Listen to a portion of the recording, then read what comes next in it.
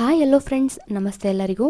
ನಾನು ನನ್ನ ಇವತ್ತಿನ ವ್ಲಾಗಲ್ಲಿ ಒಂದು ಐತಿಹಾಸಿಕ ಪ್ರಸಿದ್ಧ ಪುರಾಣಗಳಲ್ಲಿ ಉಲ್ಲೇಖ ಆಗಿರುವಂತಹ ಒಂದು ಸ್ಥಳದ ಪರಿಚಯ ಮಾಡಿಕೊಡ್ತಾ ಇದ್ದೀನಿ.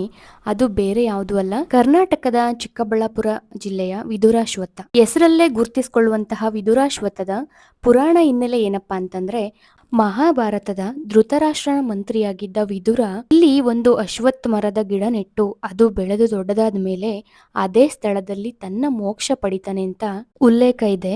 ನಾನಿವಾಗ ತೋರಿಸ್ತಾ ಇದ್ದೀನಲ್ಲ, ಇದೇ ಆ ಮರದ ಒಂದು ಭಾಗ. ಇಂದಿಗೂ ಕೂಡ ಅದನ್ನ ಕಾಪಾಡ್ಕೊಂಡು ಬಂದಿದ್ದಾರೆ. ಮತ್ತೆ ಅಲ್ಲಿ ಗೋಶಾಲೆ ಕೂಡ ಇದೆ, ಗೋವುಗಳನ್ನ ಕೂಡ ರಕ್ಷಿಸ್ತಾರೆ. ನೀವಿಲ್ಲಿ ನೋಡ್ತಾ ಇರ್ಬೋದು, ವಿದುರಾಶ್ವತ್ಥದಲ್ಲಿ ನೀವು ಎಷ್ಟು ದೂರ ಕಣ್ಣಾಯಿಸಿದ್ರು ಕೂಡ ನಾಗರ ಕಲ್ಲುಗಳನ್ನ ನೋಡ್ಬೋದು. ನಾಗರ ಕಲ್ಲಿನ ಪೂಜೆ ಇಲ್ಲಿ ತುಂಬಾನೇ ಪ್ರಸಿದ್ಧ ಅಂತ ಹೇಳ್ಬೋದು. ಎಲ್ಲಾ ತರದ ನಾಗದೋಷ ಪೂಜೆಗಳು, ಸರ್ಪ ಸಂಸ್ಕಾರಗಳು, ಆಶ್ಲೇಷ ಪೂಜೆಗಳು ಕೂಡ ಇಲ್ಲಿ ನಡೀತಾ ಇರುತ್ತೆ. ಇಲ್ಲಿನ ದೇವಸ್ಥಾನ ಮುಜರಾಯಿ ಇಲಾಖೆಗೆ ಸೇರಿದೆ.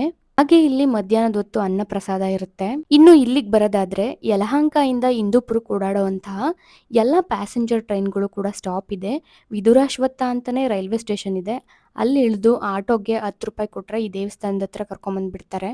ಹಿಸ್ಟ್ರಿಯಲ್ಲಿ ಕೂಡ ಮೆನ್ಷನ್ ಆಗಿರುವಂತಹ ವಿದುರಾಶ್ವತ್ಥದ ಬಗ್ಗೆ ನೆಕ್ಸ್ಟ್ ವಿಡಿಯೋದಲ್ಲಿ ನಾನು ನಿಮಗೆ ಹೇಳ್ತೀನಿ. ಇನ್ನೂ ಹೆಚ್ಚಿನ ವಿಡಿಯೋಗಳಿಗಾಗಿ ಲೈಕ್ ಮಾಡಿ, ಶೇರ್ ಮಾಡಿ, ಫಾಲೋ ಮಾಡಿ, ಹಾಗೆ ಕಮೆಂಟ್ ಮಾಡ್ತಾ ಇರಿ. Thank you.